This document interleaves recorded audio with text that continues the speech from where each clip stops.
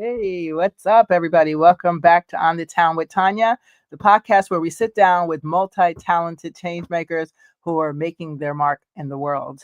So thank you for joining us. I'm your host, Tanya Cooper, and today I'm joined by a British-Gambian actor who went from growing up in rural Gambia to appearing in Star Wars, The Last Jedi, Edge of Tomorrow, Dolittle, and more. He brings raw talent, vigorous training, and relentless drive to every role he plays. He's also trained as a martial artist, multilingual performer, and a former law student. Get ready for an inspiring conversation with the true modern day storyteller. Please welcome Lamin Tamba. Hey, hi. Hey, Thank you for joining us.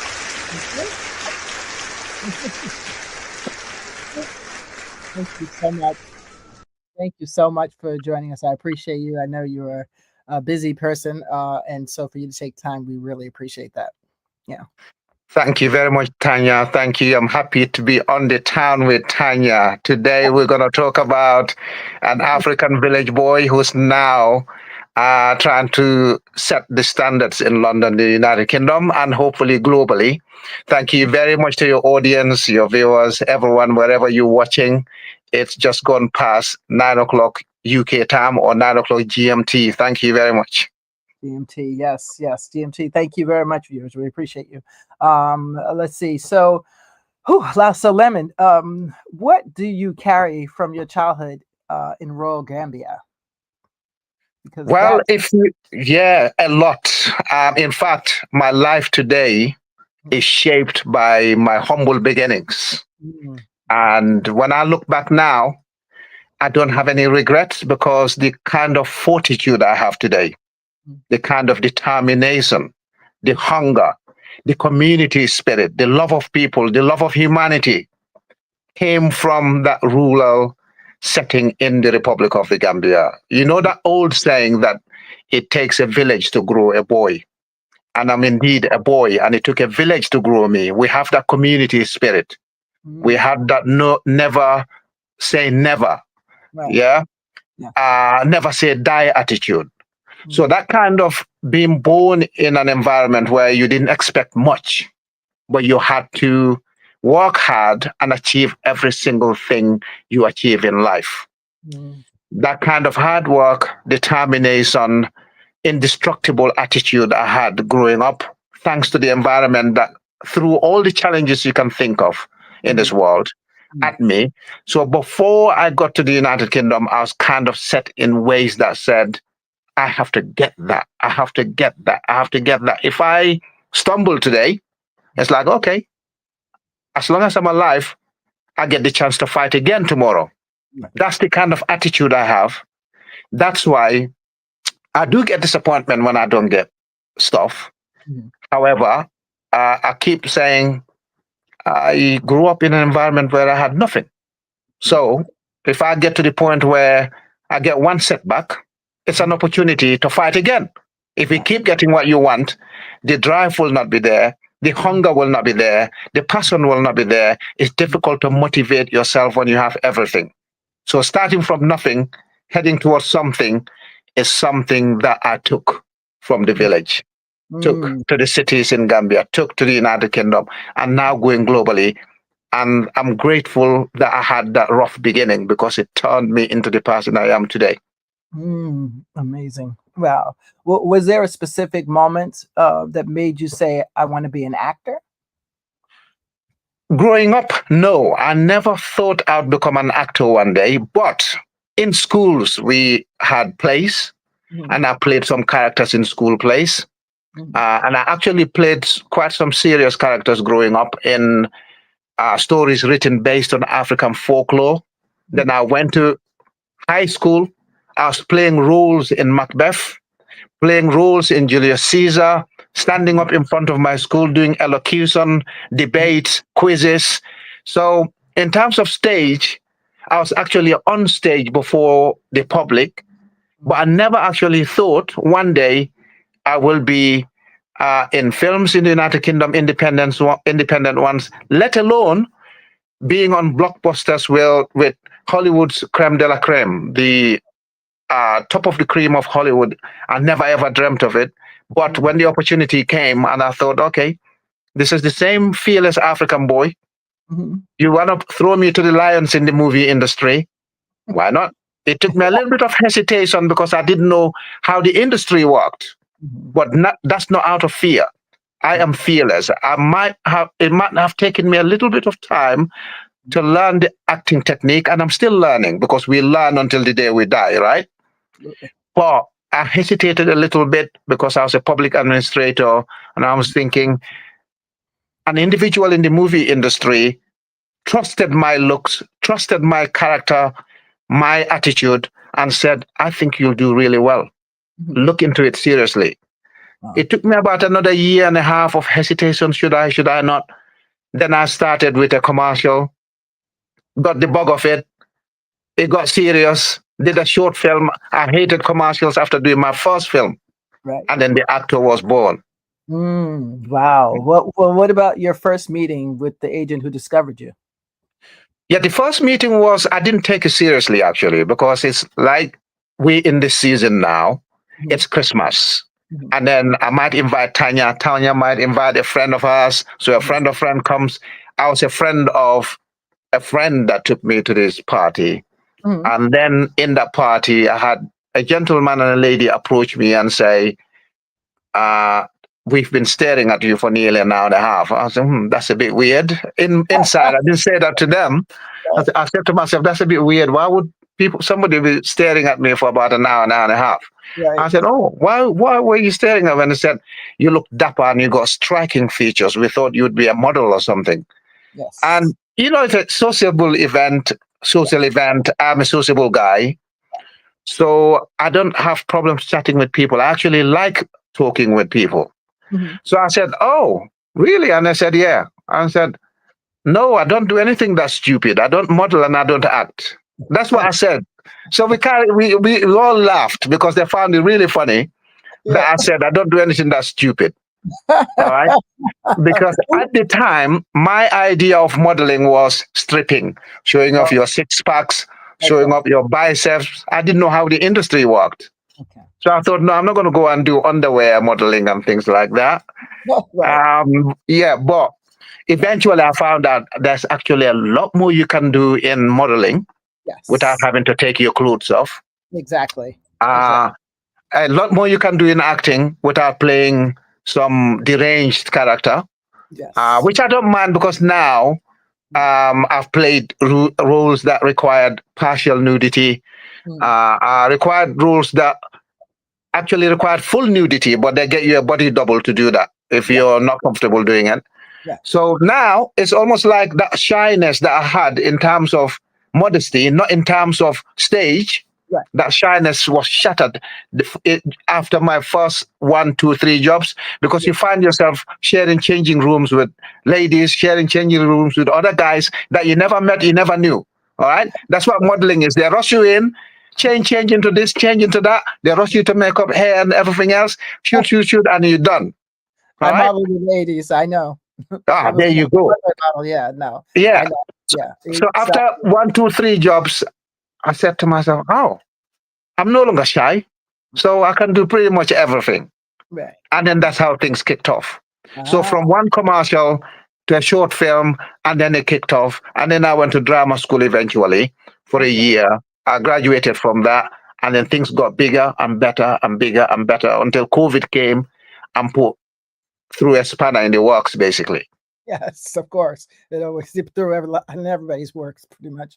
Yeah. But you know what? Also, I know you studied law, and Yes. you even worked as a trainee solicitor. So, you know, to pivot into acting is like when you've reached that level of accolades and you've done that kind of work, Yeah. it someone says you want a model, it's like, please, Yeah. I get that at first, but then when you find out how much they make, and you'll be like, wait a minute.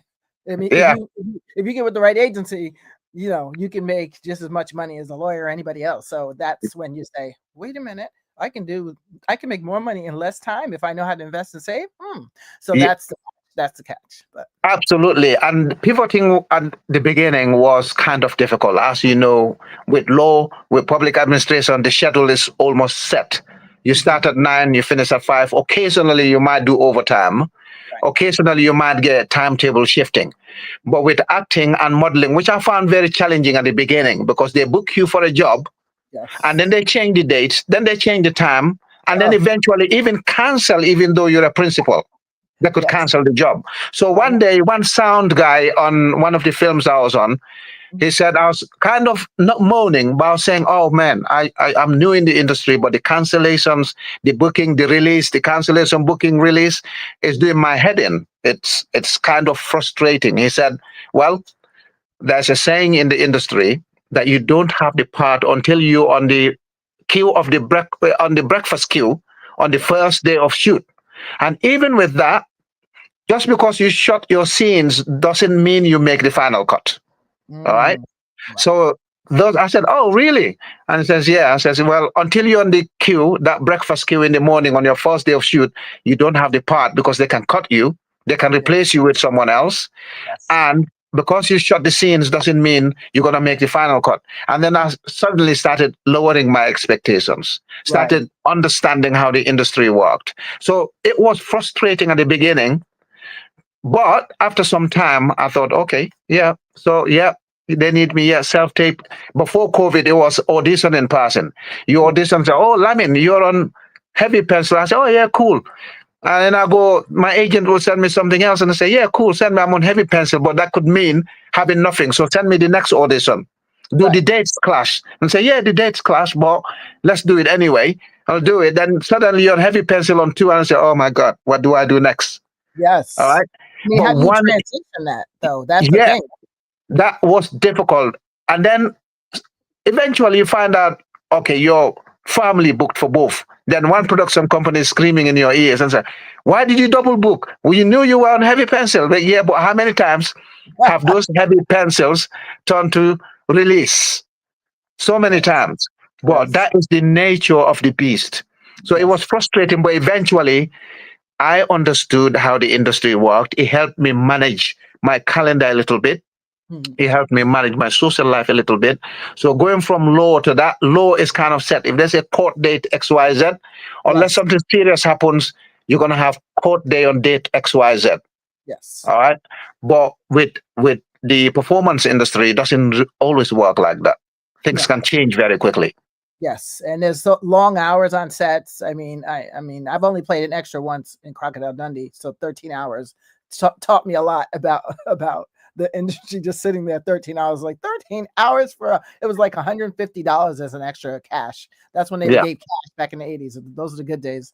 Now I don't know. I don't think they do that anymore. But I learned so much that I was like, you mean to tell me you gotta sit here how long? You know, Yeah. but if you really love it, then to you it's not long. And it was actually quite fun. I did Yes. another thing on I think it was Jessica Jones. I did one of the episodes. I don't know if it's 15, 17, I don't remember. I just did it because my friend not dared me, but one of my actor friends was like, come on, I can't go, you go. Yeah. And it's gonna be happy as long as somebody goes. And I was like, all right, fine. I wasn't doing anything. I was like, I'll do it. So I sat on another set for I don't know how many hours, but I learned something that you Yeah. meet quite a few interesting people. Hmm. And then you learn to how you have to pace yourself by talking to the other actors and listening to what they do. So you learn how to, oh, wait a minute, I have to learn how to bring this down a notch or pace myself Yeah. here. You know, you learn the tricks by Yeah. listening to others. Absolutely. Yeah. Absolutely. And like the 13 hours you're talking about, Crocodile Dundee is actually big. I'm happy you were on it. You might say it casually as if it's a minor thing. It's actually big. And I didn't realize people could actually snap your hand off just to be a feature in a blockbuster. It was hard for people to get it. All right. Oh, So until I go into the industry and then say, oh my God, you were in that film. How come you're not even talking about it? I said, yeah, I was only a featured actor on it. All mhm, right. mhm, Yes, and I said, oh my God, many people will kill to get parts like that. right. So my longest day actually on set, the longest day on set, I think 18 to 19 hours Whew, was an that's Edge of Tomorrow. Edge of Tomorrow. Yes. Edge of Okay. Tomorrow. And that's about 1.5 year, 2 years of me being in the industry. So I found it and I said, oh my God. And you know what Tom Cruise is like, right? So I was one of his sidekicks from Whitehall, and he does his own stunts. So therefore, you're not going to have a stunt guy doing your own stunts. Right. right? Even though he's much older than me, I had to actually do stuff and run, same way that he was doing out of Whitehall as we got discovered as moles in Whitehall. So it was kind of difficult at the time, but eventually you get to learn these things, you get used to them. You get used to them to a point where sometimes you turn up on set, you're there for 13, 14 hours, you never get used. You come back the next day, you come back the next day. So maybe 3, 4 days, 1 week, you're on set and they haven't even got to your scene yet. Right. All right. See, I So have no problem with that. I got if you yeah, get paid, I have no problem with that. I yeah. thought it was So great. I was like, I can sit around with my laptop and just do other stuff. Like this is great. That yeah, was yeah. great. So a lot of waiting time, and what I found at the beginning, it was at the beginning. I'm not gonna lie, it was quite frustrating. But as things got more and more serious, I realized actually even the A-listers get messed about same way. They come on set, they sit in their trailers and say, "Oh, XYZ, you're not gonna be needed today, so you're a rap, but we will expect you at 6 a.m. the next morning." Right. Okay, so it's not just small fish like us that were being messed about. It happens to everybody. All Yeah. right. Yeah. So that way you think, oh, these people have got to the top. They're Oscar winners and they're still humble. Yeah. All right. So I've got nothing to complain about. I just need to basically stick and stay. Keep it going, basically. Exactly. Yeah. Exactly. That's what I learned just by watching. I mean, you can watch the other players and Paul Hogan. Paul Hogan. Did I say that right? Yes, that's it right. Paul Hogan. He was such a nice guy, like really Yeah. just a nice guy. And hanging out in a subway for 13 hours with him, I'd do it again because Yes. he made it fun. I don't even feel like I was really working. I was like, is this really work? Like, what are we doing here? And now Yeah. that wasn't for everybody. I was lucky that he would talk to me, so he didn't talk to everybody. They don't, sometimes they don't interact with everybody because Yeah. some people feel thirsty. I guess I don't know why. Mm. But I had a good time, and I learned so much from the camera guy, from everybody, just telling me little pointers. I could have had a speaking role, by the way. They actually Yeah. changed the scene to give me one, but the girl who was with me, that she Yeah. couldn't scream right, so they cut the whole subway scene and made it different. This Yeah. is not. They changed the whole thing, so which happens also. You might tell your Yeah. friends, "I'm in this movie," and da da Yeah. da, and then you're like, "Wait, where's that scene?" Yeah. I mean, this is a big story that you might want to hear. I was actually in a strong acting role in The Legend of Tarzan. All right. Mhm, And we were shooting that for 3 to 4 months solid. mhm. And when the film came out, I could only see my arm picking Tarzan up after he was battered by the gorillas after Oh, 4 months of shooting the film. what? Yes. So for people who are not in the industry, as you said, but that again was at the beginning of my career, round back in 2013. I was thinking, oh yeah, finally I get my big break. Legend of Tarzan, I'm in it. I'm the Cuba clan head, one of the Cuba clan heads. Mhm. And we were in it, and we had loads of rehearsals with Skarsgård, Margot Robbie, and everything else before the shoot because it required a lot of action. And that's another thing. Most roles that I get cast for are basically high octane, high energy, fighting, combat, Yeah. parkour, right? Yes. Yes. Yeah. So imagine doing action scenes and you're fighting for 13 hours. By the time I get home and jump in my bath, I was like a dead log, basically. All right. Couldn't But you even. have to get up again the next day with the same energy and you go again. Yes. So we done that. Tarzan was very physical, a lot of running, getting wet. Mhm. All right. And then picking up Skarsgård, who's like a massive gentleman, when the gorillas beat him up. So all the hard work, only to find out just my right arm made the Mhm. final cut. I was like, okay, but they cut a lot of the film. The same with Star Wars. I had Yes. 4 lines of dialogue in it, and they had 6 hours of solid film, which they had to cut to 3 hours Right. for cinema. Right. And then some of my scenes didn't make it, but I got the director's cut, which has a lot more scenes of mine that didn't make the cinema. Right. So once you're in the industry, you know these things happen. Right. All right. But if you're not into it, people might think, oh, Tanya said she was in Crocodile Dundee and she was doing X, Y, Z. When the film comes out, what happened, Tanya? And you explain, but they don't understand. Yes. They don't Yes. understand. Yes. Yeah.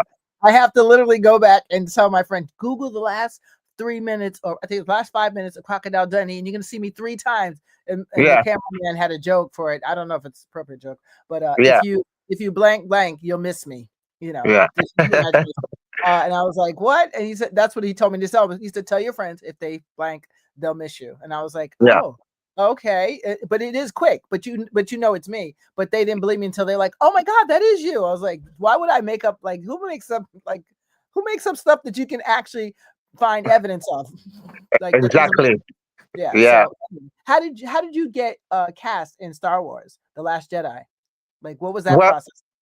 yeah. So my agent sent me at the time I was with Wonder Artist, run by a now friend. At the time, he represented me. His name is David John Jeffrey. Oh, David, yes. And the casting came and they said, we want to see your client at Novotel in Hammersmith. I said, Novotel for an audition here. I don't normally go to hotels for auditions or castings. Right. Yeah. But Yeah. I thought, yeah, I can handle myself. Nothing dodgy is going to happen. I'll go to Novotel. So I went to Novotel, sat in there waiting, filled up my NDAs, filled up all my forms, statistics, sizes, measurements, submitted it. They will not say anything. They refused to tell even my agent what it was. Okay. All right. Maybe he knew, but I told him, don't tell him. I don't know. He still hasn't disclosed that to me. Right. But one the artist said they want you, and it looks like they're keen on having you on this set. It's called Space Bear because that was the coded name, Space Okay. Bear. Yes. Because Star Wars doesn't like using the shoot of their own name because of the cultism and fanfare and media and paparazzi interest that follows Star Wars. Yes. So they keep everything secretive as if you're working for the CIA. All right.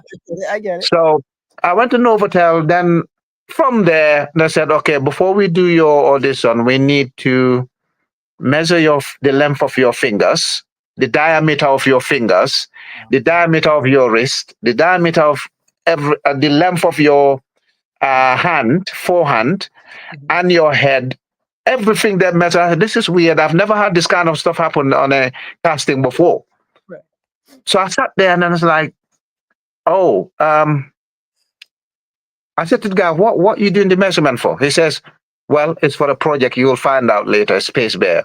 But so far, it's looking good for you. I said, okay. So then they said to me, come to this place and do the camera. So you do your intro, then they give you something to read. And done that, I left. I went to the reception. I said to the receptionist, what's this casting? She said, she can't say. That's why you were given the NDA to sign. I said, yeah, the NDA says Space Bear. So it was until I got a call back to say, yep, they want to go with you and they want to look at dates for fitting. I said, okay. Still wouldn't tell me anything. Thankfully, when I went to fitting, there was a chap sitting on the other side. And he said, oh, what role are you playing in this? I said, I don't know. They just called me back and they said, we're going to do fitting same time.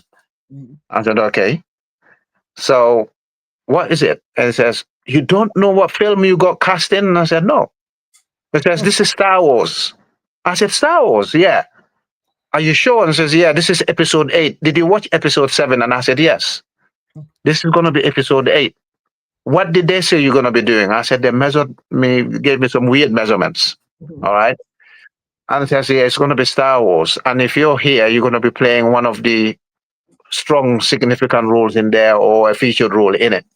And I said, okay. So I sat there, went in, did the fitting, tried everything. And they said, yep, we want you to be Carrie Fisher's right-hand person in the Resistance Army.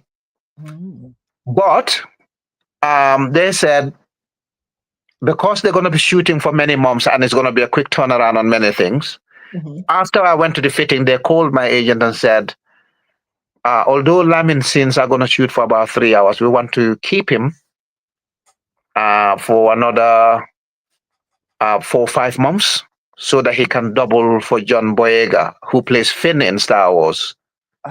Okay. So I said, I've never done doubling before. I never done standing before, and I don't think I want to do it. So my agent said, do it. because you might end up building a good relationship with the production company. Star Exactly. Wars is big. Chances are, if they like you, can develop into something else. Yeah, exactly. All right. So I said, oh, okay. So I thought about it. I said, all right, I'll do it. So they bought me out. They said, I'll give you a contract for 3 to 4 months Mhm, to be on this. And so my actual scenes were shot at the beginning of the movie. And if you look at Star Wars: The Last Jedi, mhm. my scenes with Carrie Fisher and John Boyega at the Resistance Bridge was actually the first 3 to 10 scenes of the movie. Okay, nice. Yeah. Okay, Yeah. okay. So I had the command of announcing the attack on the Resistance Bridge and ordering everybody to flee to base, to the Wow. ports. That bit of dialogue didn't make it, but if you look at the director's cut, you can actually see me delivering dialogue, but the sound didn't come. Okay. However, Mhm. you can still see me strongly featured sitting right next to Carrie Fisher. The late Carrie Fisher is passed, Yeah. sadly. Mhm. So, yes, that's how it all happened. They kept it secretive until I went to fitting. Then one of the guys said, I can't believe you didn't know you were doing this. And I said, no. But I'm glad I didn't know because he put no pressure on me. All Right. right. Exactly. Yeah. Exactly. So, and then I realized actually Star Wars was ridiculously followed globally. All Hmm. right.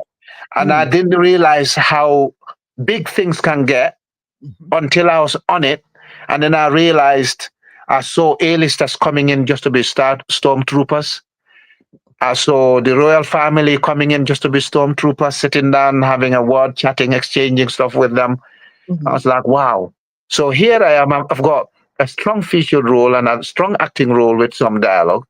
And I didn't even take it seriously. While Right. people are actually dying to come onto this just to become stormtroopers. Mm. Yeah. Mm. And then I realized how huge Star Wars was. And then I Yes. started doing research because I didn't watch it before. I watched the old ones before, but I was not a Mhm. big fan Right. I know until what I you mean. went on there and started learning a bit more about the film. Yeah. And the entire crew was absolutely magnificent. They were so nice. Mm.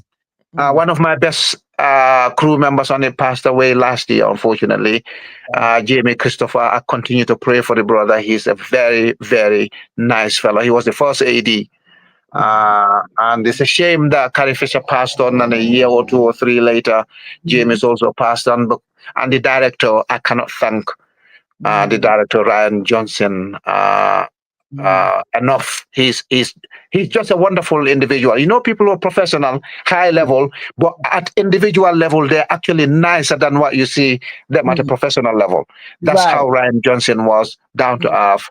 Mm. Gave me memorabilia to take along after when we Mm. wrapped the film, Right. and I didn't even expect it. Came in the post, and I was like, "Wow, they did this for me. They signed up stuff, sent me some really nice stuff that's now sitting in my living room somewhere." So nice. That's nice. Yeah. And that's when you're like, okay, it's worth it. Because at the end of the day, everybody just wants to be happy, get what Mhm. needs to be done, and then everybody can look good and be feel good. So that's Absolutely. amazing. Absolutely. What about Edge of Tomorrow? Now that's a huge action film. What was your experience on that set like? My experience again on that set is, again, it's one of those where you spend 2 weeks shooting. Mhm. You're running up and down. You're getting hit by gun butts in combat scenes. You're Mhm. running in and out, accidentally injuring yourself. And then when the film comes out, it's another 5 to 10 seconds of you standing right next to the press conference scene. So we ran out, came back. We found out there's breaking news. They were actually talking about us, myself, Tom Cruise, and a few other people who were found out at Whitehall. All right. So we stood there watching the press conference scene before we fled again. So the experience I had from that was, okay, again, you're sitting in the same place with one of Hollywood's greatest, Mm, mm, if not the greatest, and right. he's happy to go down and dirty and do stuff. Therefore, I didn't have any excuse to say, well, how old was Tom Cruise then? He was 50 something, I think, when Edge Right. of Tomorrow was shot. I Mm, think he's doing this. What am I in my early 30s not going to be able to do? So you mm, have to, even when you get tired, you have to do the stunts. You have to run. You have to do stuff. That was my first experience of a blockbuster at that right. level. where Right. you sit with an A-lister Mm. and basically share almost the same room with them for a week or two, running up and down, doing stuff. And Yeah. okay, and then as you mentioned earlier, you watch how they do stuff. You watch how they perform. You watch Mm-hmm. how they conduct themselves. They get in and out of character, deep in and out of character. How they interact with fellow characters. Because when I did Edge of Tomorrow, I haven't been to drama school at that point. Okay. It was just my presence and my confidence and the additional skills I had that gave me the ability to be on that stage. Yeah. Okay. So the acting was kind of driven by the fact that I was not faced. Right. All Right. right. I Right. did pick up technique when I went to drama school because drama school helped me build a scene, Yeah. relate with characters. Yeah. I build my own character and the stuff that adds to the 90% confidence that you go with. All Mm. right. Because when I went to drama school, the tutor said, you pretty much, uh, if you got the confidence in acting, that's about 90% of your acting. What you learn is about 10% technique. If you have all the technique in the world, but you're shaking, you don't have the confidence, you're not going to be able to deliver. So you have that. What you need to learn is make your voice versatile, Mm. learn how to build a scene, learn how to build characters and relate it with whoever you're in the scene with. Mhm. But when I did Age of Tomorrow, I didn't know all of that. It was just confidence. But I've done quite a few commercials at that stage, Mm. and I did a couple of feature films. One of them I was the lead. It's called The Roman. Oh, the It's rock. on Amazon still. Yes, The Roman. So I was the lead. It was set in 50 AD, Wow. and I was the lead in it. And I did another feature film soon after that one. Wow. Um, so Edge of Tomorrow was kind of the first time at blockbuster level, Okay. and it Nice. taught me a lot about humility. Yeah, Mm. being resilient, Mm. being ready to go down and dirty just to bring out that character to the level that the writer, the director, and people involved want it to be. Mm. It was a learning curve. Yes. Wow. You have so many like physical skills, martial arts, horse riding, stage combat. How do you train for those roles that demand the versatility? Yeah, so the horse riding, after growing up in Gambia, rural Mhm. Gambia, you get to ride on horsebacks anywhere, bareback. Oh, Our wow. horses were not as nice as the horses we get here. Right. All right. They had no saddles. And imagine a little boy on the back of a horse. The only grip you had was the mare of the horse. Right. And then the horse is going full pelt, running, and you run it. So I got that skill anyway, and jumping on backs, jumping on donkey backs, things Mm. like that. Mm. So, but in the United Kingdom, you have to have paper to prove Okay. whatever you said you were. Oh, So really? skills like that, yeah, you have to get a horse riding certificate to prove for you to be horse riding on set. So I managed to do courses to be able to get Mhm. those certificates to give me the opportunity to be on horses. I haven't had a horse riding opportunity yet on Mhm. film in this country, but if I have it, I mean the horses here are more. They're much safer than the ones I rode on in Africa because you don't get saddles. You just Okay. jump on the bareback and then just the horse goes. And the horse And goes. yeah. So I've done that. I got horse riding skills. I Mhm. was a taekwondo student. I did taekwondo to a pretty decent level. Okay. Yeah, I did taekwondo to a pretty decent, which came handy when I started acting. All right, Mhm. you start Yeah. doing stage combat, you do fighting scenes, you do kicking, and it looks legitimate. Mhm. And then I did a little bit of boot camp on weapons handling, weapons training, and things Oh, like that. And as you oh, can wow. see in Bodyguard with guns and things like that, Yeah. I also did a boot camp on Fury, which I didn't do in the end because I had another film to shoot away. Mhm. But I was doing boot camp for Fury with, I was supposed to be in the same film with Brad Pitt. Right. Oh, But wow. I had a better role at the time, which came around about the same days, same schedule. Mhm. So I had to take that film instead of doing Fury. Wow. Wow. Yeah. Well, what has been your most challenging role so far? Well, the most challenging one is the Roman, Okay. because it was set in 50 AD. Mhm. which meant I couldn't wear proper shoes. Okay. All right. Oh, okay. So, okay. Yeah. So I had to wear sandals, and it was shot in February on Mhm. top of mountains in the Peak District in England. Wow. Now, Can if you know England very well, February is one of the coldest months of the year. Mm. Wow. Now, that's one problem. The second problem is the crew had to climb up a mountain to shoot at the top of the hill, the mountain. Now, Wow. imagine the crew transporting gas heaters, Mm. transporting heavy camera equipment, and myself climbing up the mountain to the top every single day, Mm. wearing my boots. But when you get to the top, remember, when it's colder at the top of the mountain than it is at ground level. Mm. All right. So now you're at the top of the mountain every day in February. It was minus temperatures, and I Mm. could only wear sandals. Mm. All Mm. right. Because I was shooting for this Roman guy who traveled from Africa to Mhm. Europe and started discovering some people lived in Europe that Ah, looked totally different because the Roman is black, coming from Egypt, right. crossing the sea, crossing lots of land to find themselves in Italy or United Kingdom setting in that cold weather. Wow. So basically, I came close to having frostbite. By the Ooh, time we wrapped the film, that hurts. it was difficult going up. So I had to help the crew, the camera crew as well, and carry heavy stuff up because most of them were used to the weather. I wasn't used to the weather. Most of the actors were from the north of England. So I Okay. wasn't, and they had to provide a tent with heating for me. But the costume I was wearing also Mm. had no layers on it because it was the Roman, it was like 50 AD, 40 AD. Right. So they didn't have protective clothing like what we have now. They just had sheepskin or something. So every time the director went cut, I basically had a race to the tent to get myself heated. All right. And after getting myself heated, I come back to the cold and it gets even worse than when I went before I went to the heating.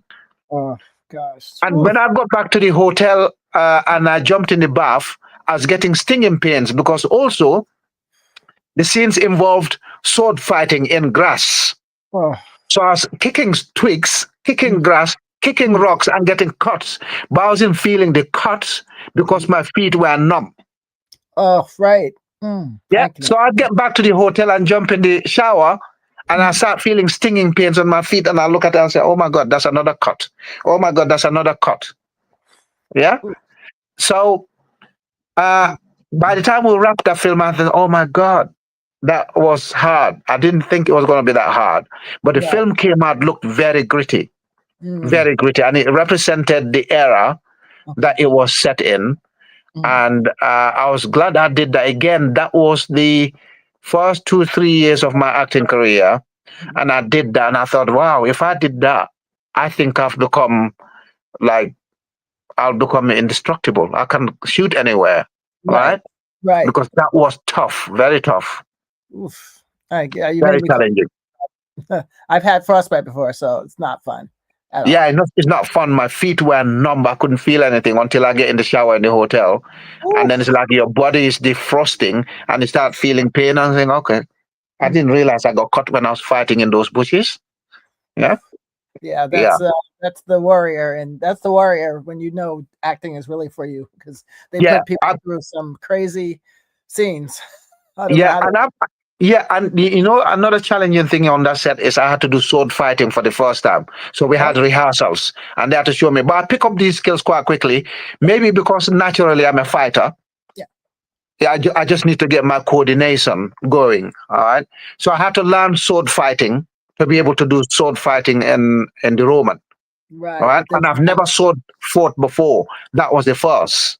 okay. So I picked up that skill on how to handle the sword and go ping, ping, ping, ping while you're chasing the other person. You go ping, ping, ping, ping, ping. You go back the other way. And then you're fighting until somebody actually gets slashed or somebody's sword fights and then there's sword is hit away from their hands Mhm. and then they surrender. Okay. All right. And then I became friends with the gentleman I discovered in the woods. But that gentleman is a European. I'm African. We couldn't speak each other's language. So we had to resort to sign language. Oh, All right. wow. Yes, we had to resort to sign language, share the same campfire. In the end, we became friends. Mhm, And then I tried to save him because he came from another fight, got badly hurt.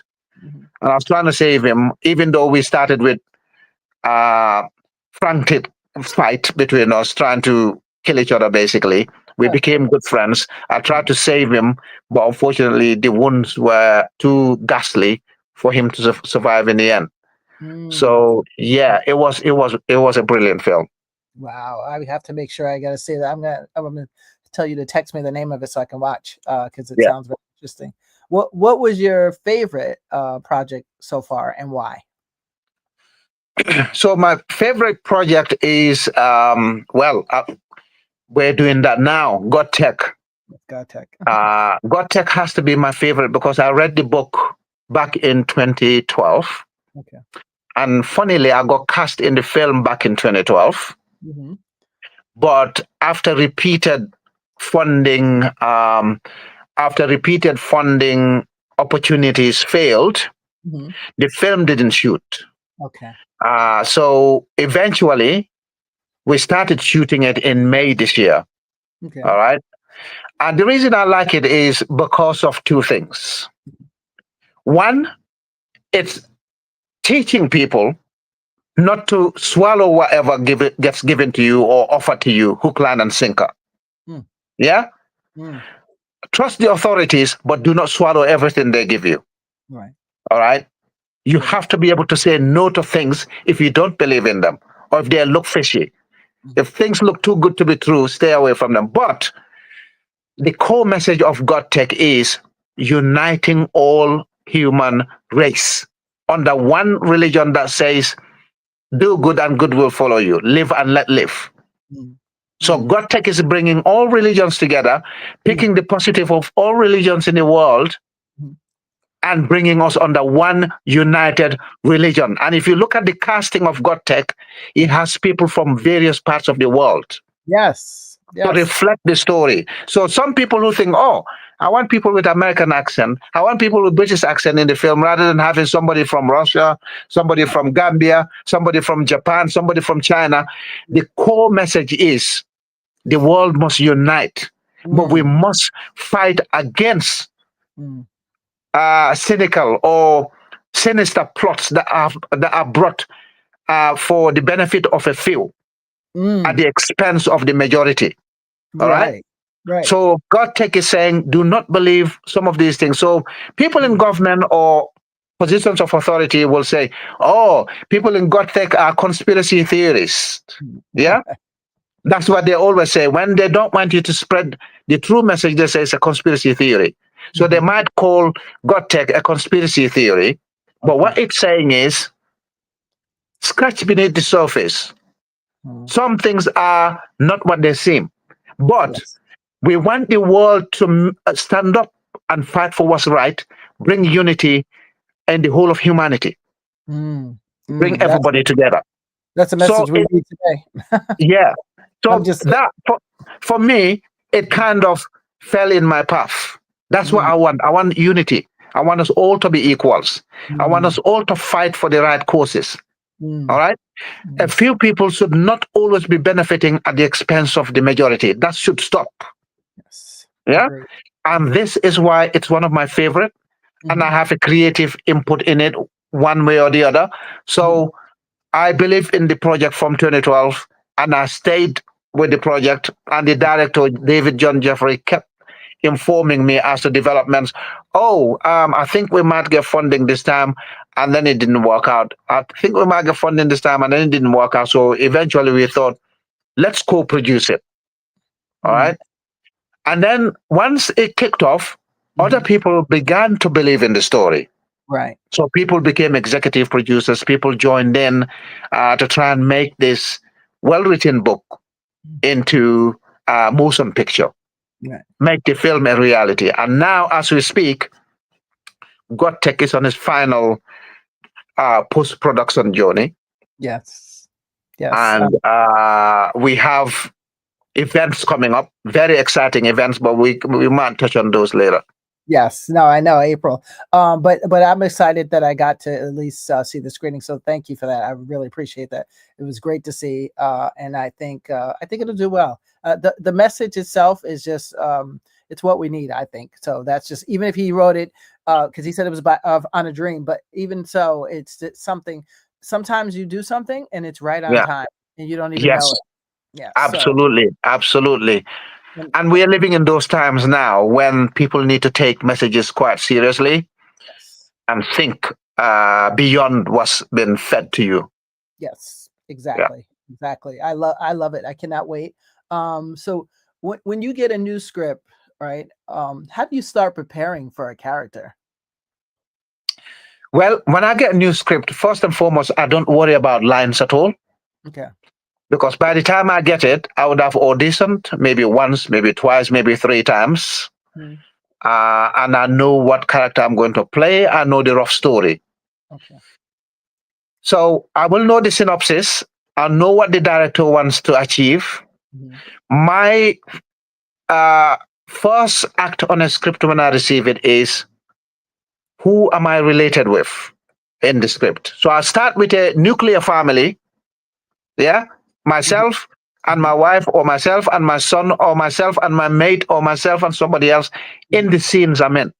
I Okay. start with that nuclear family. Okay. And then I'll go to the extended family. I'll look at it and say, okay, so this person is X to me because you Mhm, need to know your relationship in a scene. All right. You need to know somebody's your dad. The way you approach your dad and the language you use to your dad or your mom is totally different from when I'm talking to my mate in the scene, my friend in the scene. Right. If I'm a boss of a company, it'll be different when I'm talking to my employees. mhm, So you need to know those things, breaking the scene down, breaking your character, your relationship. That's what I look at first. And mhm, then I look at, okay, how does my boss in the scene relate to somebody else in the next scene? The transitions. How do scenes link? All right. mhm, How does it lead from one scene to the other? By mhm, the time I broke down the relationships between me and people, mhm, between people and people, the mhm. lines naturally flow to my head. Okay. Yeah. And the Yeah. picture becomes vivid. And it's Yes. like, okay, the lines come secondary. At that point, I know the full story. All right. Mm, So therefore, when I go back now and say, okay, this is my dialogue, I need to know lines this, I need to know directions that. At that point, I know the story. The lines start embedding naturally. Lines have never been my problem at all in acting. My problem has always been relating to other people, transitioning from this minute I'm happy, the next minute I'm crossed because somebody's chatting up my girl, but I'm having a nice time with my mates in the same bar. So I'm laughing at my mates, laughing with my mates this minute. Then I'm looking at that. Why are you chatting up my girl? Why are you chatting up my wife? Why are you chatting up that? So transitioning from one to the other was an issue. But once you've done that role once or twice or three times, then you know how to channel your energy differently. mm, All right. So for me personally, that's how I look at a script. Many actors I've heard worry about lines. And I said, no, don't worry about the lines. Know what you're playing, who you're playing with or against. mhm, Know how they relate with other scenes, how scenes lead to your scenes. All mhm, right. And then you work out your settings. Where is this? Is it in a hot desert or is it in a cold Arctic? Or is it after I've just done my running? Because your voice will sound different depending on where you are, yes. depending on what you've just done, or depending on what you're just about to do. Then you know, oh, this is like me being interviewed after doing a 100-meter sprint with Usain Bolt. All Right. right. Right. So therefore, when you're talking, your words are going to break because you're breathing heavy. All Right. right. Mhm, So it's something like that. And if it's cold, you're in the street homeless, playing a homeless guy and it's freezing, your voice is going to tremble. You're going to start steam coming out of your mouth. All right. If you're in a hot desert, it's going to be sweltering. So therefore, your voices sound different. So these are the things I look for in a script when I get it. Oh, where am I? Am I in New York with Tanya on the town? mm, Oh no, maybe I'm at the beach with Tanya and there's some reggae pumping, like, or some beach tunes pumping. So therefore, the way I walk, the swag is different from when I'm going right. to walk in New York and it's freezing. So Mm. those things I look for. The lines come secondary to me.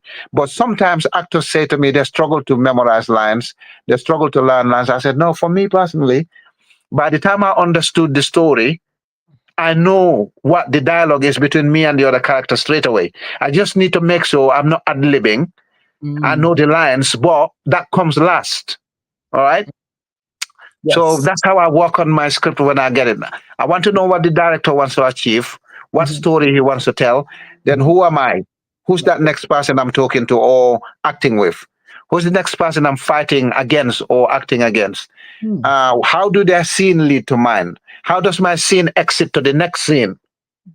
You see what I'm saying? Yes. So you have to make the So connections.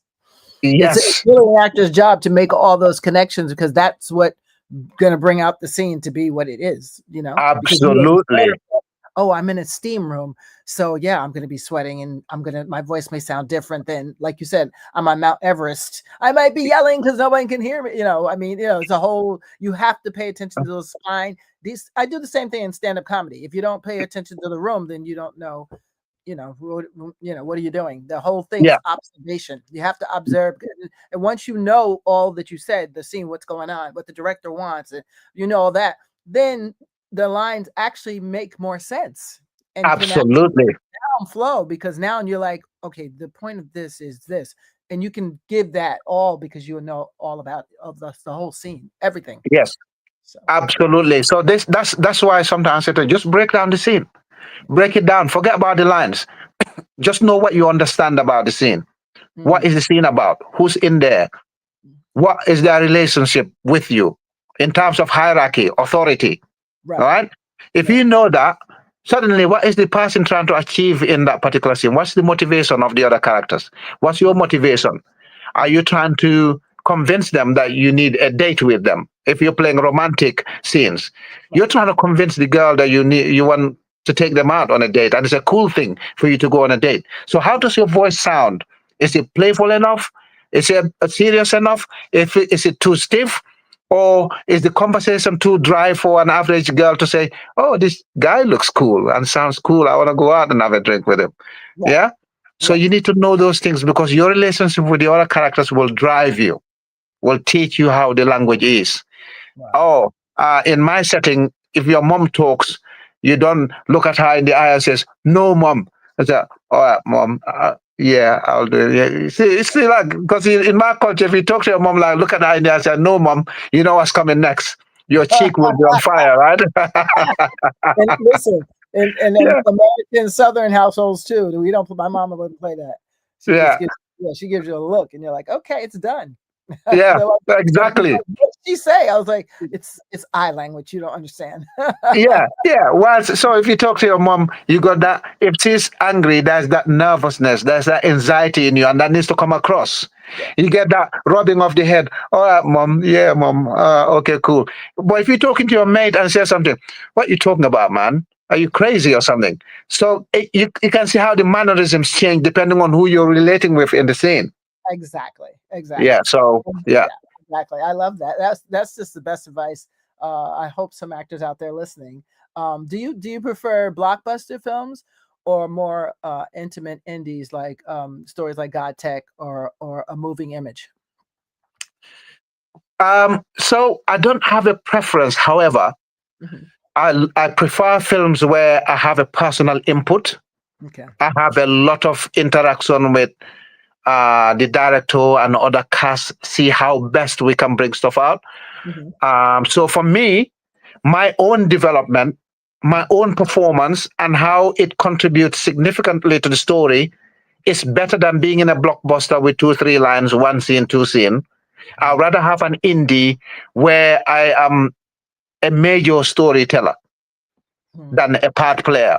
All right. But I don't have any preference. If I have to perform even without any dialogue, one line, but I can perform because remember, acting was supposed to be acting to start with.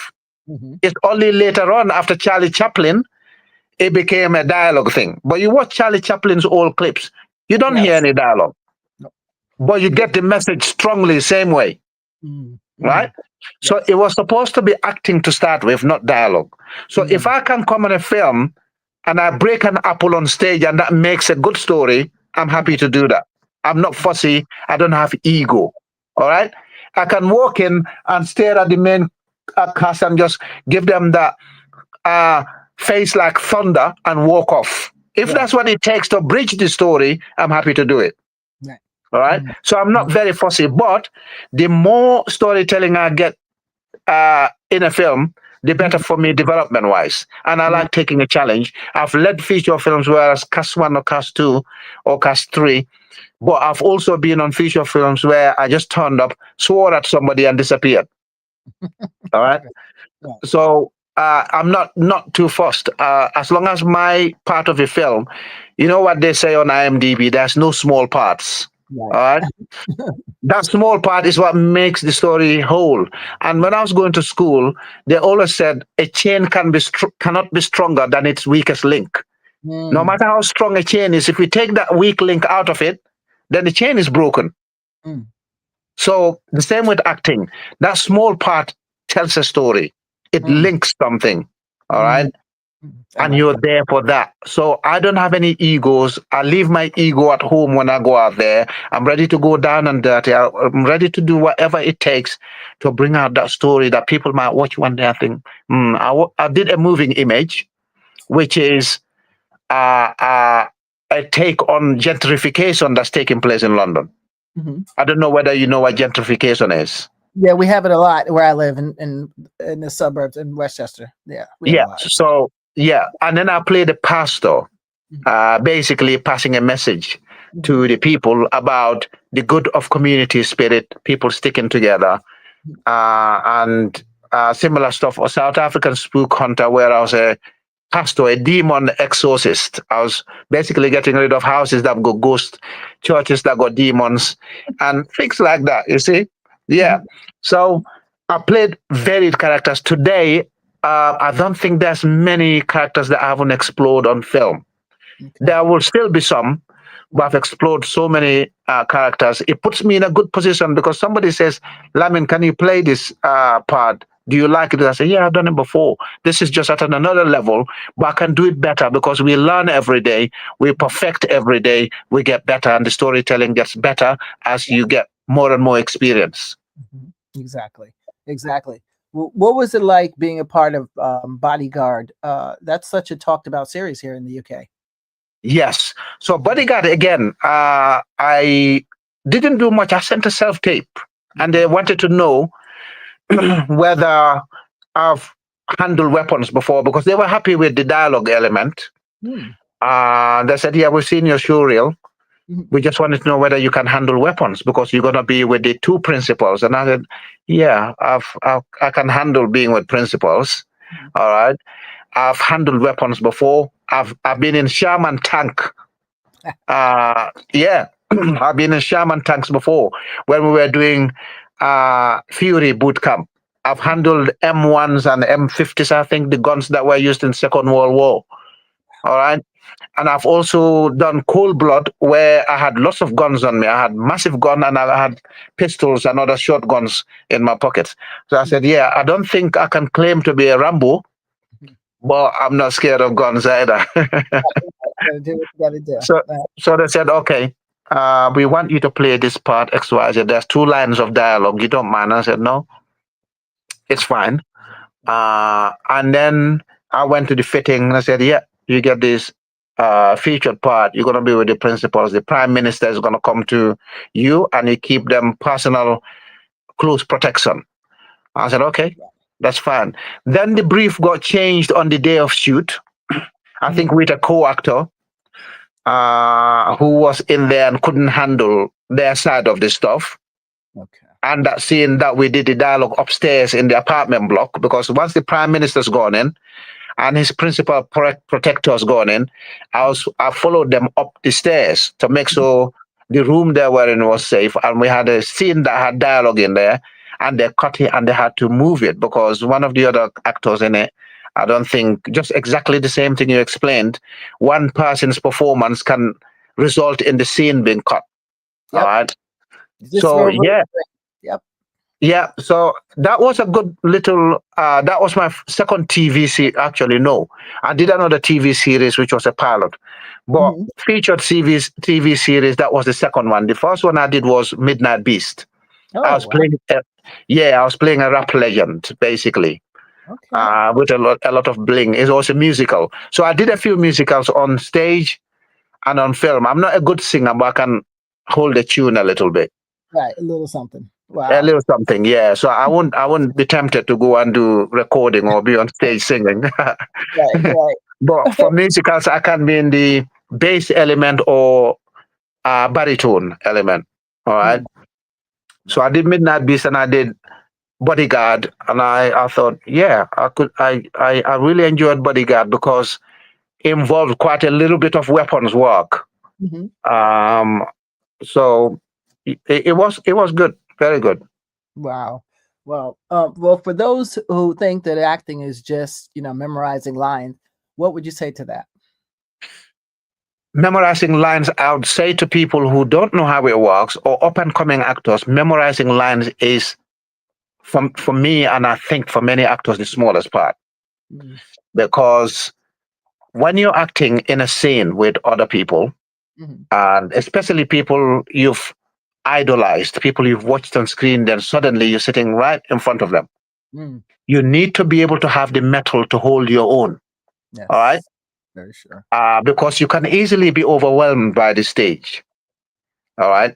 So I would say, first and foremost, acting confidence. Well, I learned at because I had like the scholarship to do acting for 5 days at Stella Adler Academy in Hollywood. Yes, still the best, one of the best. Yeah, yeah, and I did Meisner for 5 days. So this acting intensive. Mm, And mm, they said to me at the beginning, I was the very first year of my acting, I had the scholarship, so I went there, and they said to me, acting is 90% anxiety management, 10% technique. mm, mm, And then they said, if you cannot handle yourself, don't bother doing the remainder of the intensive, acting intensive. If you've got anxiety problems, acting is not for you.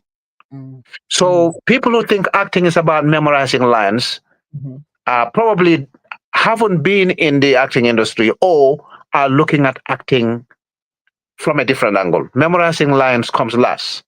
You yes. need to be able, because if you look at the script, there are Mm, descriptions, accents between lines. right, right, Tanya's right, gone and got a glass, and in the glass, he was nervous and he was twisting the glass while he's staring at somebody. right. So that twisting of glass is what actually says more than what you're going to say, because Mm, people can see your fingers trembling, shaking. All right. And mm, then you're playing with the glass, just like when people are nervous and they go like that with their nails, fingernails. Yeah. yes. So if you're doing that, straight away, if I'm watching a film, I think, okay, this person is being interrogated by the police in the scene and they're going like that. That means they're nervous before they even talk. Mm, yes. So acting is more of what you can bring of the emotions. The emotions, if the camera is wide, you project. This is why if you do stage like you do, Tanya, you're one of the best actors. Don't underestimate what you're doing on stage. All right? Because stage is where the real acting is. Right, So if the camera is wide, then you need to project your accents. right. If the camera is close, your face will do all the storytelling and the Mm, little things. All mm, right? mm, So the lines will come naturally if you know what you're playing, what your character is, what you're going to do. Handling yourself and actually bringing out the acting element is right. what basically draws people. Dialogue helps, Mm, but what actually is, if you see a character that's vulnerable and mhm, they're battering them and they're shaking on the floor and they're bleeding like they're just about to die next minute, yeah. that's what brings the tears. That's the tear jerker. Not Mhm, because somebody said, I'm going to kill you. That yeah, doesn't jerk anybody's tears. right. What brings the tears is the vulnerability. People seeing you eating from the bins, people Mm, seeing you on the floor being kicked and somebody smashing your head. I say, mm, oh my God, how could you do that? Oh right, my God, right, that's graphic. Yeah? right, right, right, Not what exactly. you say by word. Right, All right. right. So people need to know there's a lot more you put in it Mhm, that your face can tell without the words coming out. Yes. Yeah, Yes. this is why Yes. sometimes they say method actors it kind of destroys them because some of them can't come out of character, but when Mm, they get it right better than any other people. But right. they always say in the drama school I went to, they always say do the method like Stanislavski, where you can dip in and out of character. Mhm. You want after shooting the scene to return to the normal human being you are. Mm, You don't want to be stuck in your character element after you've done the film. right. All right. But people got different advantages, different strengths. If you think method acting is your way, it's your way. Right. But I learned the Stanislavski method of dipping in and out. I learned a little bit of Meissner for 5 day intensive. So Mm, you dip in and out of character. When I'm mhm. not shooting, I want to be a jovial guy, warm guy, having a chat with Tanya and every other person. I don't Yeah. want to be stuck in my character. Tanya's Yeah. talking to me, I'm like, yeah, yeah. What are you Right. saying? Yeah. Right. So I get it. but people got strengths. Yeah. If you want to walk a different way, but it brings out the same results. Mhm. Uh, it's creative. It Mhm. brings out the story. People like it. So do what works for you. Exactly. Um, there's no right or wrong way. As long as you brought out the goods that the writer foresaw and the director envisioned, that's Mhm. what it's about. That's it. Give the director what he's looking for. The director gives back to the writers what they were looking for, and you're a Mm. happy actor. Everybody's happy. That's the point. Wow. How do you stay mentally strong during show seasons or like tough auditions? Yeah, so I play football, something that we didn't mention here. I play five-a-side football. I used to play football, actually, league football to a decent level. Okay. But when the professional dream disappeared, Mhm. I still play five-a-side football on Mondays and Thursdays when I'm not shooting or I haven't traveled. So Mm, during the off season, as an actor, I would say do not switch off. mm, The little skills that you can achieve mm, by maybe learning how to ride a motorbike, going to acting workshops, going to networking events. Networking events are everything. Remember, my career started from a social event. mm. Wow. Yeah, that's Yeah. where I got spotted. Somebody Mm, said, "Oh, you got strong features, striking features, and you look dapper." And I didn't take them seriously. I thought maybe they had one drink too many, right. and they came to chat with me. And but it turned out the guy was legitimate. Was a modeling acting agent. Right. And that's how Okay. it started. So go Mm, to networking event, meet creatives, do mm, acting workshops. Some of mm, them are expensive, some of them are not expensive. mm, Meet directors, do writing workshop, do stuff. Go and play five aside. It's hard if acting is your full-time job, as it happened to me before COVID. right. All right. Okay. So you have a lot of downtime.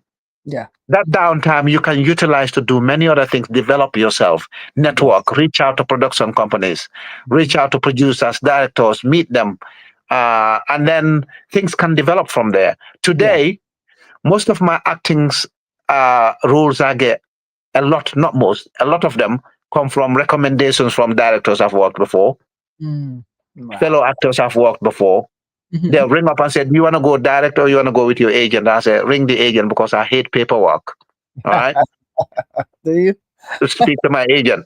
I can do everything else, but I don't want to be sitting down, shifting through papers, looking at contracts and things like that.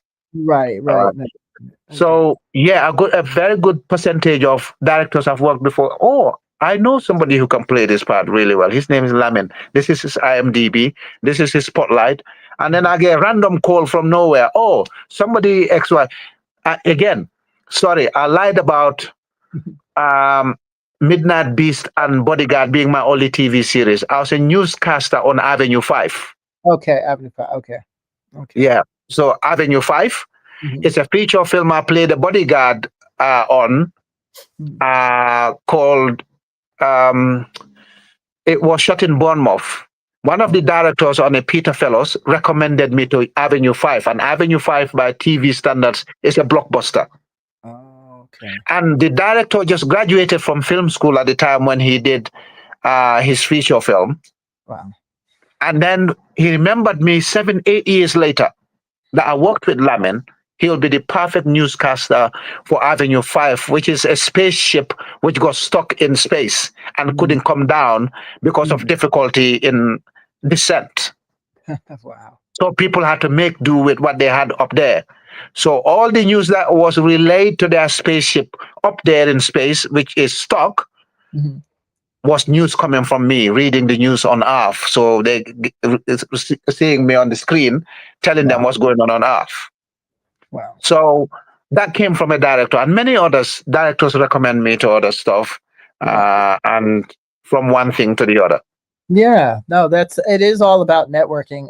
When you're, and I think when you're in any of that part of the industry, it Yeah, is really all networking. I've seen people who didn't, and you know, and that, again, I learned that on the set of Crocodile Dundee. The cameraman, he was showing me an example of like, let's just watch this. He said, now look, and he was showing me people who were just, I don't know, they were hanging around and they were acting more like starstruck than anything, which is yeah, annoying, you know. yeah, And so he said that's why they're not going to get a speaking part, but someone can actually create one in 5 minutes if they yeah. really like someone's personality, they think you're great, you know what I'm saying? So that I saw Absolutely.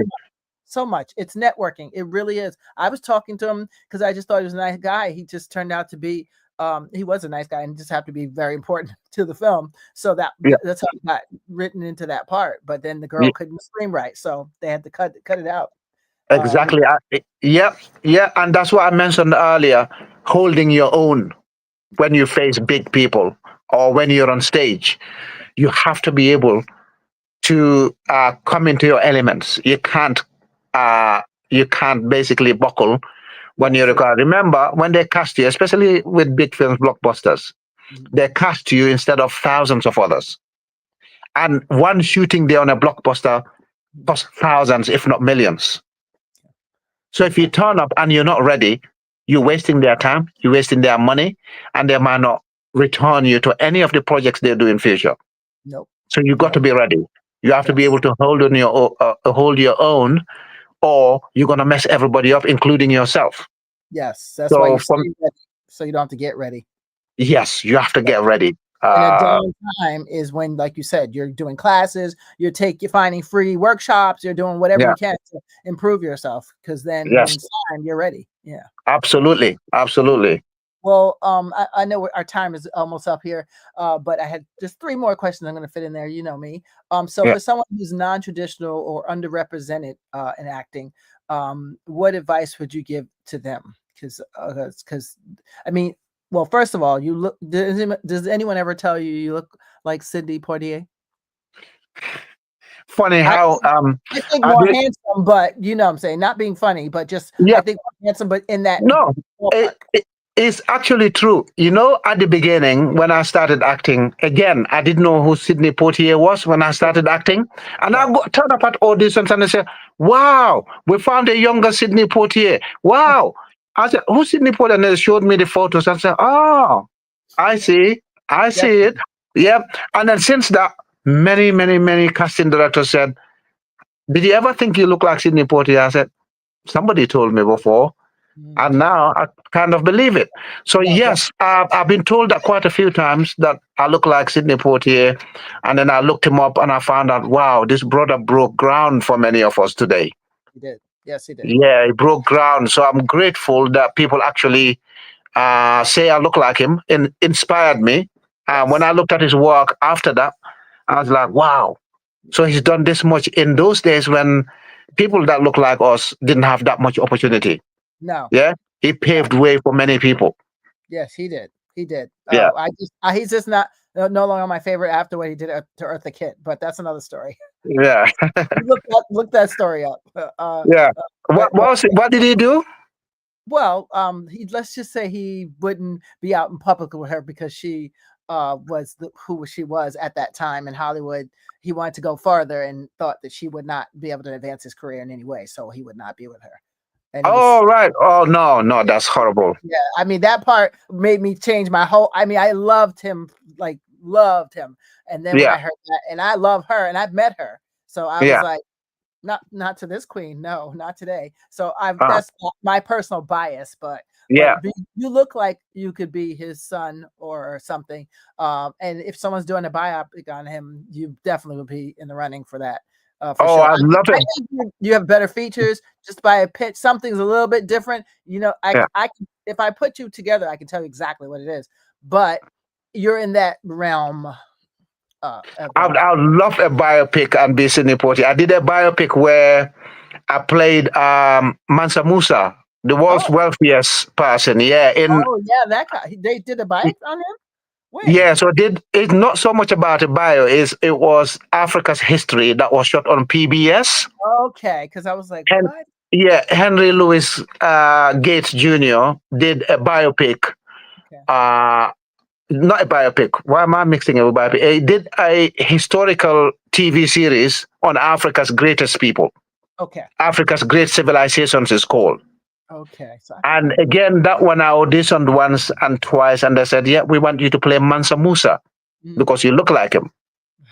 And I said, "Really?" And I said, "Yes." And I also was playing a small part on Bell, the okay. first free slave in the United Kingdom called Alauda Equiano. Uh-huh. Apparently, I look like him, and I'll cast because I look like him. So I'm getting a lot of lookalikes of very great people in the history of our existence. Right, right, right, I played Elada Ekiano in Bell right. Okay. because I look like him, and the story was about him. Wow. And then I partly about him, Mhm, and then also Mansa Musa. So I mhm. said, yeah, it's a privilege to play these characters. I didn't even know I look like these people until people bring those things to me. So thank Right. you very much for pointing out that one. But yes, a Oh, few people told me before, and I said, oh, so there's an element of truth to it. yeah, no, there is. They're not pulling you. Like I used to work as a booker when between my modeling, I'll say back in the 80s, I actually tried doing being a booker, and that was quite interesting. But I was like, Yeah, I really should because I think I have a good eye for spotting not only talent but I call them goodling people for modeling for commercials, whatever. But you have a great face. Ralph Lauren should call you as well. So that's another story. oh, thank you. You want to get all American, as they say, look or whatever, because he Yeah, likes unusual looking men. I'll say that unusually good. I call them usually looking good men. So maybe a redhead, maybe someone with some striking features, little yeah, things.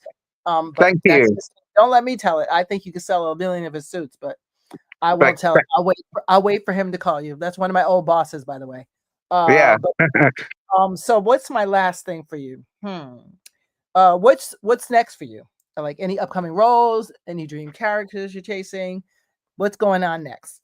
How about Yeah, that? so um, I have got another one or two films I've been cast in, both of them indie. Okay, nice. But I also have potential projects which are in the pipeline. I don't like, as you know, as the sound guy told me in my first blockbuster said, if you're not in the breakfast queue, you haven't got the part. Right. So I'm lined up for a role in another blockbuster. Okay. They just came back the other day to sound some dates to me. I'm waiting for them to come back and say, yeah, you've got it, contract signed. Here are the dates for XYZ. So, but I've got two independent feature films coming up. One is 8V40, it's a romantic comedy um, involving teleportation, sci fi. So that is in the pipeline. And Okay. I've got another one which is awaiting funding. It's supposed to shoot again. That is going to talk about the heritage, the African kings and queens before the uh, ugly side of colonialism and slavery came. So Right. Oh, basically, painting a good story of Africa before slavery came, because people seem to think the most yes. dominant part of the history of the black person is slavery. Yes, I But know. Even some yeah, of us believe it. yeah, but Africa was civilized before any part of the world was. Thank you. So that Thank civilized part of the world that actually depicts Africa you. in a true way Mm, is going to be shot in this feature film. And they've got another one called Chairman. mm, Although my role is not confirmed in it yet. It's going to be on film 4. That's Okay. also starting to shoot in spring next year. So if Okay. all goes to plan, all being well, I'll probably have no sleep in 2026. No sleep. Yes. This is And this then is we got potential red carpet of God Tech in 2026 as well.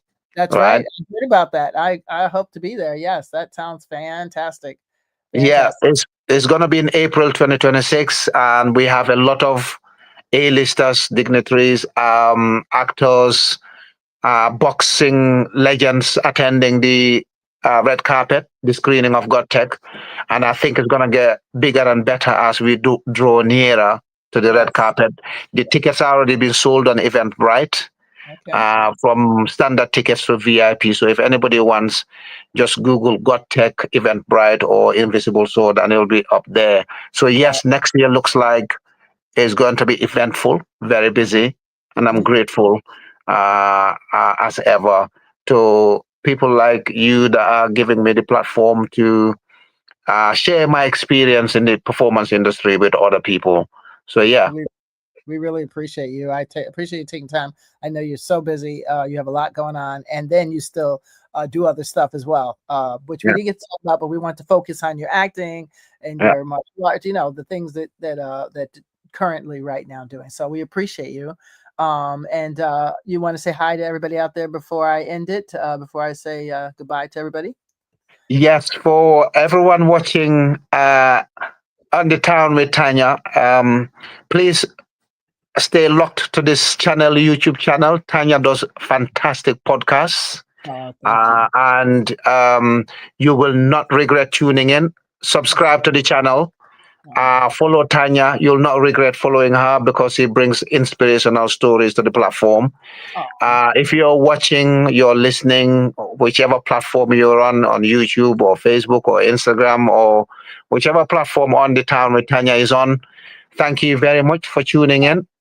oh, And hopefully we'll have many more of these going forward. And hopefully we'll have Tanya come to our screening of God Tech as well and bring the town with her. All right. bring me So you guys can all come onto the town on that red carpet of God Tech. exactly, exactly. Thank So you. you guys heard it live. God Tech will be doing their special event in April. That sounds fantastic. So all our London fans, make sure y'all inbox me if you want more information about that. And yeah, you can check out. Um, yeah, you can check. Well, no, you can't check that out yet. You can't check that out until April, but you can check out anything you need to know. Just inbox me, and I will give you the information. How about that? Because sometimes people don't get it right away. So it's okay. So anyway, we're gonna say goodbye and hang out with me while I say goodbye to everybody. So Thank you. guys, yeah, thank you again so much. We really appreciate you. From the village life of Gambia to blockbuster movie sets, Lamin Tamba's story is a masterclass in perseverance, reinvention, and artistic passion. Lemon, thank you so much for taking us behind the scenes today. I appreciate you. And to all of you listening, this is On the Town with Tanya, where every guest brings a new story, a new hustle, and a new reason to believe in possibility. Don't forget to subscribe. As David said, I said David. I'm thinking of David. Look at me. I'm stuck on David. As Lemon Yeah. said, and leave a review and share this episode with someone who needs the inspiration, please. Until next time, I hope you guys stay curious and I hope you stay bold. All right. We'll be, somebody has something to say here. Who's this? Somebody just said something. I don't know who that was. It was for you. Oh, yes, David. Thank you. All right. So, guys, make sure you check us out again next week. And thank you. Thank you, Lemon. Appreciate you so Thank you. much. Thank you, guys. Thank you, Tanya.